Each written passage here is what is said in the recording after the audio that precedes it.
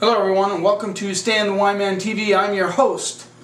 I am your host, Stan Rattan, and this is the Blue Collar Wine Program where I try to help you spend your wine dollars wisely. And I just have to admit, I thought about this before I started this, is I don't always spend my wine dollars wisely. You know, I have to take risks sometimes. You know, I am the one that has to taste the wines. And there's times where, you know, I've blew it. Thought the wine was going to turn out better, and it didn't turn out better. However, that being said, I think I have a pretty good track record. And, you know, that's why I'm doing these shows, to help you guys spend your wine dollars in the right way on good wines that you'll enjoy. Now, today, I am going to review wine from Matchbook Winery, part of the Crew Wine Company. They do Matchbook wines. I've always been a fan of these wines. I think I even overlook them sometimes, but every time I've had a Matchbook wine, I've liked it.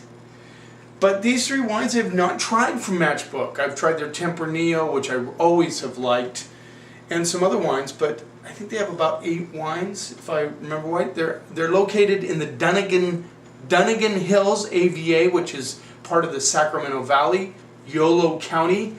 One of the famous wineries up in there, I don't know if famous, but R.H. Phillips is up there. They do toasted head wines and other wines also, but they're well known. Toasted Head Chardonnay, I sell a ton of it at the store.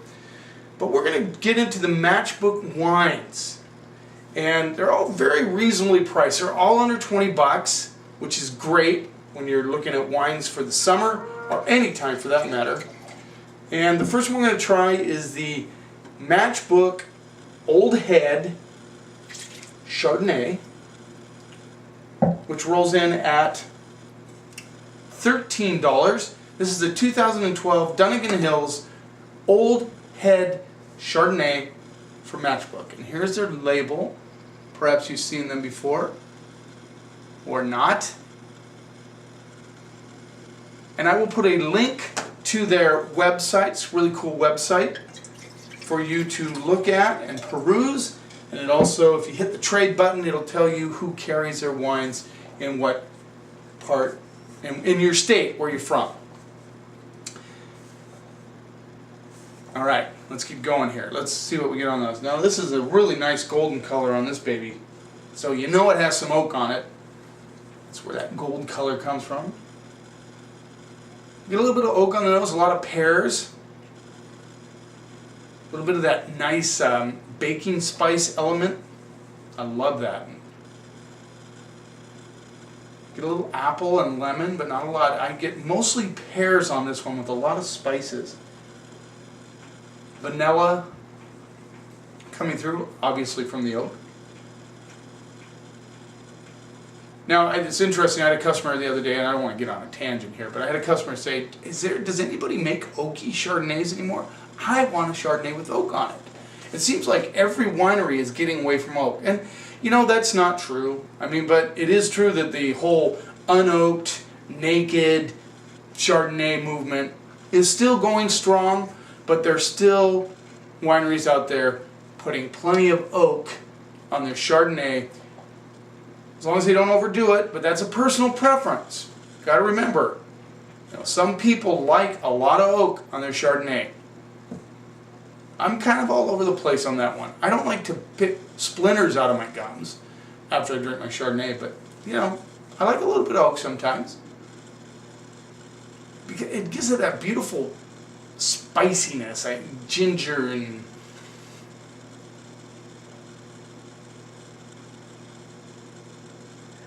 a little bit of nutmeg coming through. I like that.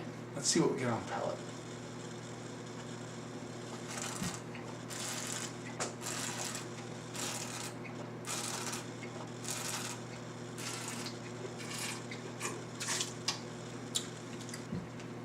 Has nice balance.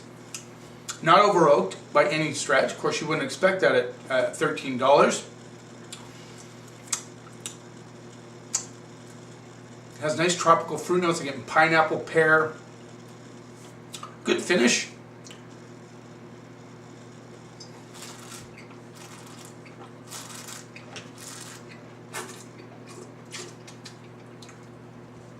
The spices are coming through.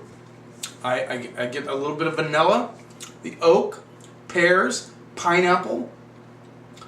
Nice balance front to start. It's not a huge, big wine, but it definitely has a lot of those characteristics that kind of crosses over several different palates. That is a good thing. A little bit of oak, a little bit of vanilla, a little bit of spices, a little bit of pears, apples, pineapple. It's all there. Nicely done. I like this wine. I'm going to give it a B. Let's move on to the next one. Good job. Don't carry that one in the store, in my department at this time, but I will be doing that.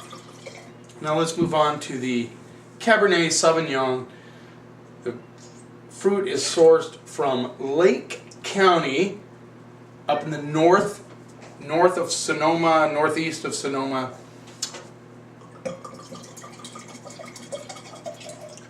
Let you look at the label. This is Matchbook 2012 Lake County Cabernet Sauvignon. This rolls in at $15. There you go. One of these days, I'm going to have an official cameraman. That's my goal. This self-zooming in and out, I'm getting better at it. But it'd be nice to have a cameraman, have somebody to talk to in the background here. I'm all by myself. I got my dog Bella, the cats, I got all that. I got my beautiful backyard. But sometimes it's nice to have people around to talk to. When I do my interview, Mike Sheridan helps me out. It's kind of fun. Although, he thinks he's funnier than he is sometimes. Gotcha, Mike. All right. Cabernet Sauvignon for $15. What was it? Chardonnay was what? $13? Excellent value. Excellent value. It's going to be in my department. Get a lot of cherries on this nose, and red currants. A little bit of licorice, and I'm getting just a hint of milk chocolate. A little bit of red flowers coming through. The classic nose for a cab. $15 cab. This is a classic. This is what I look for in a Cabernet Sauvignon. Those elements on the nose. By the way, I got my golf shirt on. Going to play some golf with my buddy Sid today. I'm looking forward to that. Before I start doing some things around the yard. Even a little bit of a cranberry element. Oh, speaking of the cats, there's my bossy cat, Minx, running in. That hasn't happened in a while. All right, let's see what we get on the palate.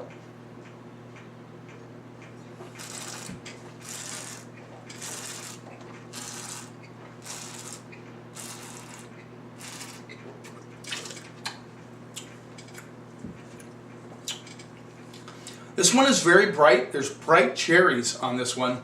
Almost like a redder cherry, not the black one, the red side. A little bit of red licorice, red flowers coming through. Good acidity, for sure.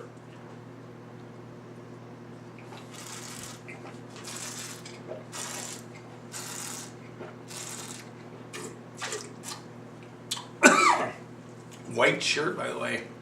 I'm a brave man. White shirt, red wine. Gotta be careful. That's not a cab that you guys who like Fruit Bomb cabs, which there's a few out there. Cabs that have a little bit more fruit to them. This is a brighter style cab. Great. I can see this with hamburgers, pizza, barbecued ribs, barbecued steak. It's a great food Cabernet Sauvignon. Chalky tannins, but they're smooth. They're not silky. Smooth with a little chalky edge to them.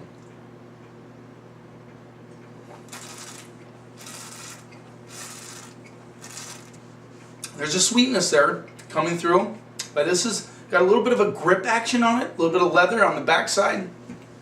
Got brightness, almost like violets or rose petals on the backside. This is a lip smacking cab. I'm not sure if everybody, this isn't like let's go, this is a 50% cab. 50% of my customers are going to like this cab, which is pretty good. When I do a pick of the month at the store, I always try to find that 80% category. Of course, you know, the crystal ball doesn't always work perfectly, but it works a lot of the times, and you know, 80% of my customers are going to like that wine. That's my pick of the month. This would not fall into the pick of the month. Chardonnay might. Chardonnay is definitely an 80%er. This is a 50%er. I like it a lot. I'm giving it a B+. I think it's a well-made cab, in particular because it would be good with food. The acidity is there. It's lip smacking. I like it. Good job, guys. Let's move on to the next one. Matchbook 2009 Tinto Ray Red Table Wine. I believe this one got like 91 points. Parker. It is 40% Tempranillo, 33% Syrah, 19% Graciano. Wow. 4% Cab and 4% Tannat. Seriously interesting blend.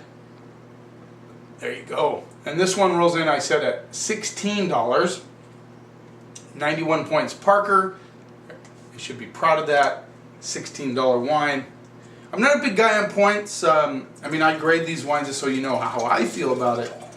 But you know, Parker, Robert Parker, big influencer in the wine world.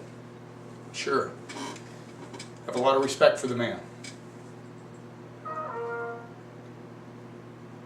Ah, by the way, that's my emails coming in on my computer, which is right down there. I forgot to shut off the noise. Sorry about that, guys. I'm going to move this out of the way. Okay.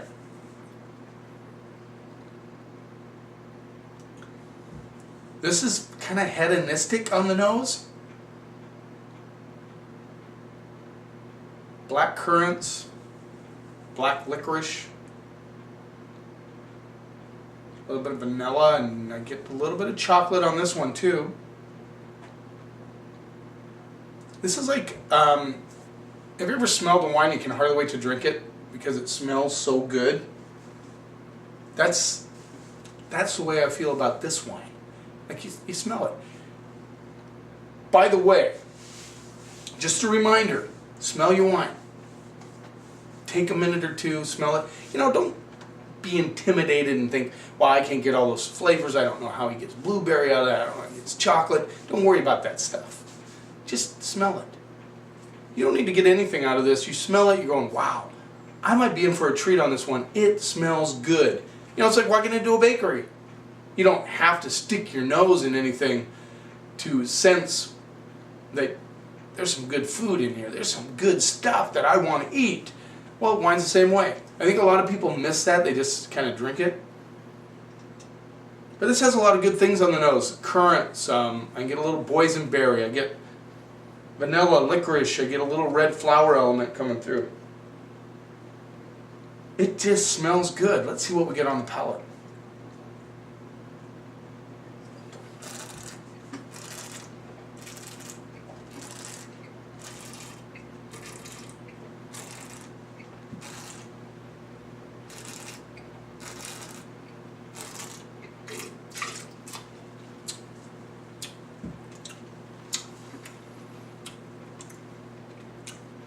Good balance, really smooth, a little bit of spice, white pepper action going on. Nice full fruit, but it's got that a nice freshness on the backside. It doesn't go goopy on you. It doesn't go flabby. It's got good structure. I got the boysenberry, I get the currants, I get the licorice, I get a little red licorice too.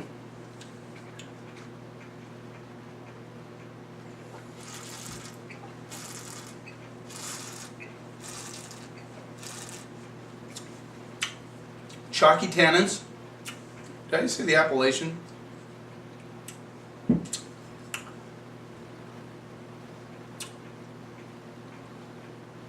Interesting, it doesn't have, it says, oh, it's California.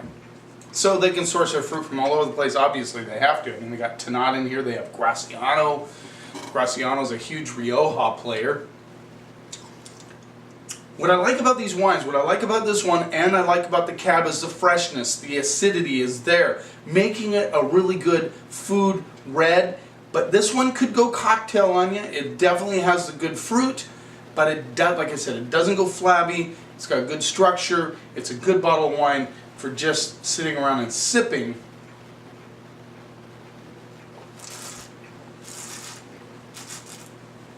Red cherries are there. Get that nice violets coming through. A lot of violets coming through. Another lip smacker. I'm liking it. I'm going B+ on that one. Maybe more towards the A-. Nah, I'm going B+. I think 91 points, Parker. I'd have to say that I like it like he does. You know, 91 points. I don't know what that means anymore. I just know it's better than above average. It's close to an A. It's a good bottle of wine for 16 bucks. Matchbook. Matchbook wines. I'll put a link up, like I said. You can go check them out. Make sure your local wine guy knows about Matchbook wines. They certainly are a good play. You're going to be what is wrong with my... Are you going to be barbecuing this summer? I'm sure you are. You need a good red for those grilled meats. There it is. Good stuff. You want a nice little Chardonnay to enjoy on the deck? Great little bottle of wine. Check them out. Thanks for watching. Cheers. And here's to keeping the snob out of wine.